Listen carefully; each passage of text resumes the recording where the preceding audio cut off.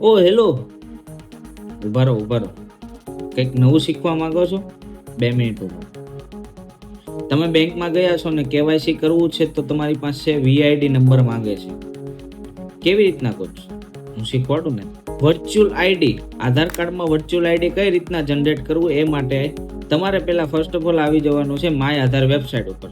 My Aadhaar website ઉપર જેવું તમે નીચે સ્ક્રોલ કરશો વીઆઈડી જનરેટ એવું લખેલું આવશે, એના પર ક્લિક કરશો એટલે તમને આધાર કાર્ડ નંબર અને કેપ્ચર કોડ નંબર દાખલ કરવાનો ઓપ્શન્સ આવશે.